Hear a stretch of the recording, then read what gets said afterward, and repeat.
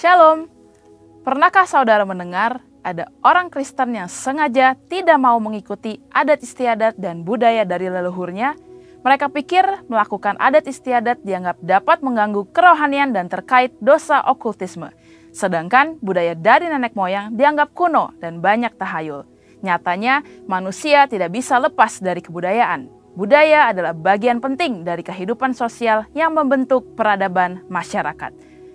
Sebagai insan Pentakosta, seringkali kita dianggap terlalu modern dan cenderung meninggalkan kebudayaan kita, terutama dalam hal cara beribadah. Benarkah demikian? Lantas, bagaimana kita harus menyikapi kebudayaan dalam kehidupan kita sehari-hari? Dalam Voice of Pentecost kali ini, kita akan belajar mengenai bagaimana Tuhan Yesus menyikapi kebudayaan dalam kehidupan dan pelayanannya. Dari situ, kita akan mengerti bahwa kita sebagai orang percaya hidup dalam kebudayaan di kehidupan sehari-hari. Hal yang pertama adalah Yesus tidak anti budaya. Kita tahu bahwa Yesus dilahirkan ke dunia sebagai orang Yahudi dan dibesarkan dengan didikan Yahudi. Misalnya, ketika umur 12 tahun, Yesus selain pergi ke Bait Allah sebagai salah satu ketaatan akan firman Tuhan, ia juga melakukan hal tersebut karena bagian dari melaksanakan kebudayaan Yahudi sebagai son of the law, yaitu kebiasaan orang Yahudi di mana laki-laki yang telah menginjak umur 12-13 tahun memiliki kewajiban untuk mengikuti kelas-kelas kerohanian di sinagoga pada hari Sabat. Ia membaca firman Tuhan dengan posisi berdiri dan tidak duduk seperti kebudayaan Yahudi saat membacakan nats firman Tuhan.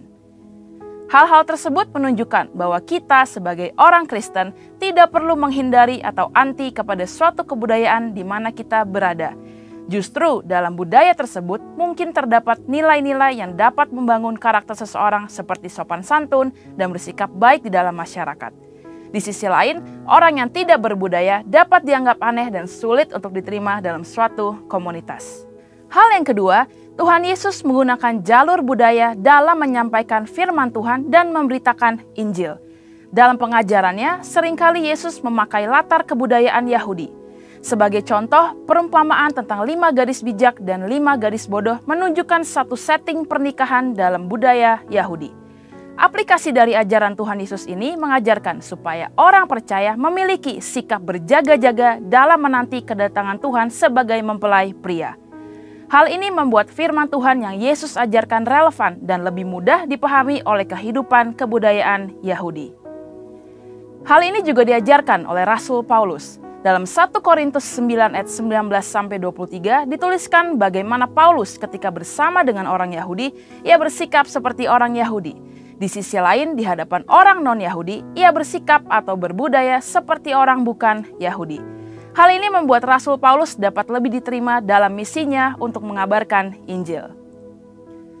Nah, itu kan dulu pada zaman Alkitab. Bagaimana dengan sekarang? Sebagai contoh, tindakan menusukkan sumpit di atas nasi yang ditaruh dalam mangkuk dalam budaya Chinese dianggap tidak sopan karena menyerupai dupa di tempat sembahyang orang meninggal.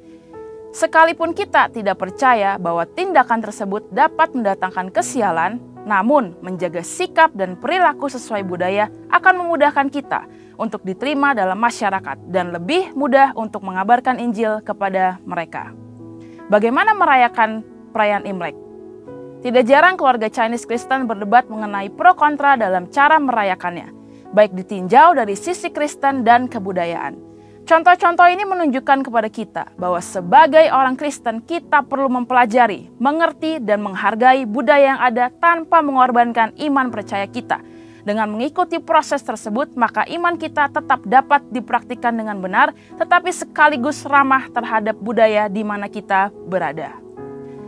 Hal yang ketiga, Yesus menjadikan firman Tuhan sebagai landasan dalam berbudaya dan bertradisi. Selain memanfaatkan budaya, Yesus juga memperbarui budaya yang ada agar sesuai dengan kehendak Allah. Sebagai contoh, Yesus mengkritisi tradisi-tradisi yang disalahgunakan untuk mencari keuntungan bagi golongan tertentu. Misalnya, sistem penukaran uang di Bait Allah dan konsep adat istiadat tentang persembahan kepada Allah yang mengabaikan sikap hormat kepada orang tua.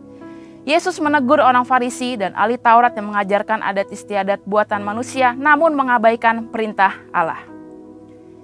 Yesus menekankan bahwa motivasi dalam menjalankan suatu tradisi haruslah untuk memuliakan Tuhan, bukan untuk kepentingan pribadi atau golongan. Hal ini sesuai dengan yang Yesus sampaikan bahwa Dia tidak datang untuk meniadakan hukum Taurat atau suatu budaya, tetapi Yesus ingin supaya budaya ada dalam posisi yang tepat, yaitu di atas dasar kasih kepada Allah dan kasih kepada manusia. Saudara, sebagai insan Pentakosta, kita tidak anti budaya. Kita justru dipanggil menjadi agen pembaharu budaya.